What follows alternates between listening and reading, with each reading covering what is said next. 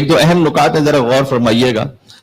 دیکھیں حضرت مریم، میں نے عرض کیا سلام اللہ علیہا، بہت عظیم مقام، ان اللہ اصطفاک وطہرک واصطفاک علی نساء العالمین. اللہ سبحانہ وتعالیٰ نے ارشاد فرمایا ہے کہ اے مریم، ہم نے آپ کو چنا ہے، آپ کو طاہرہ بنایا ہے، اور آپ کو ایسے چنا ہے کہ آپ عالمین کی عورتوں پر سرداری رکھتی ہیں. البتہ فقط اپنے زمانے کی عورتوں کی سردار ہیں، اما ابنتی وہی فاطمہ، لیکن میری بیٹی فاطمہ اولین اور آخرین میں سے کوئی خاتون اور کوئی مستور ایسی نہیں ہے کہ جو دائرہ سرداری فاطمہ زہرا سے باہر ہو. لیکن ایک اہم بات یہ ہے کہ کسی خاتون کا عفیفہ ہونا، طاہرہ ہونا اور بات ہے، جیسے کہ حضرت مریم ہے.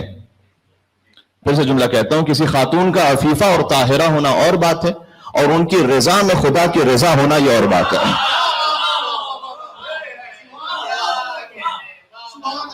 بات واضح ہو رہی ہے؟ میں تھوڑا سا اس کی وضاحت کرتا ہوں، یہاں سے وہاں تک مل کے صلوات بھیجے گا محمد وآل محمد پر.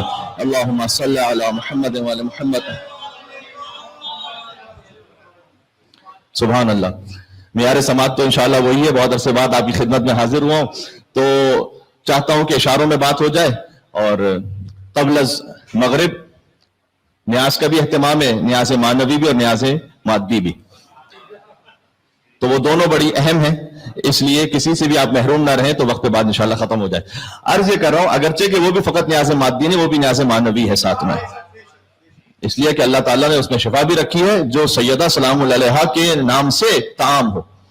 ایک روایت یہ ہے، کبھی تفصیل سے سناؤں گا، کہ جب بی بی میدان قیامت میں آئیں گی اور تشریف لے جائیں گی جنت کی طرف، اور اس وقت یہ صدا آئے گی کہ پہلے تو بیوی کے محبوں کو چن لیا جائے گا، وہ ایسے اپنے محبوں کو جدا کر لیں گی کہ جیسے پرندہ اچھے دانوں کو فاسد دانوں سے جدا کر دیتا ہے.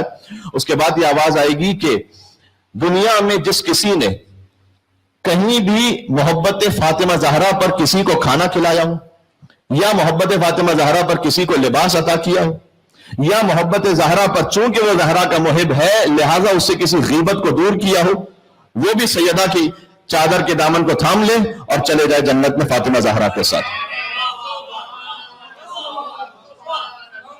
یعنی یہ تین کام بہت اہم ہے. اللہم صلی علی محمد وعلی محمد.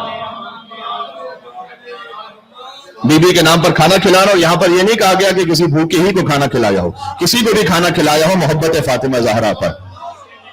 تو آج کے لیے جو تعام اور اہتمام ہے وہ یقیناً حضرت زہرا سلام اللہ علیہا کی محبت پر یہ اہتمام کیا گیا ہے. تو فقط یہ نیاز مادی نہیں رہے، پھر نیاز معنوی بھی یہ تعام بن جاتا ہے.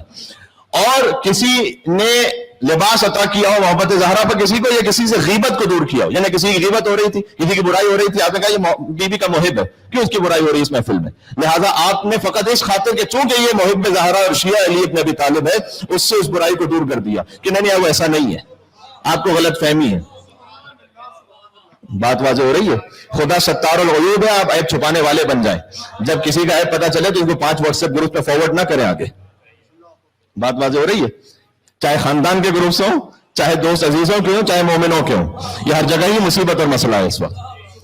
تو اور اگر کسی نے اس سے غیبت کو دور کیا، غیبت کا مطلب کیا ہے؟ وہ برائی کی جو واقعہ اس میں تھی، غیبت کا مطلب یہ ہوتا ہے.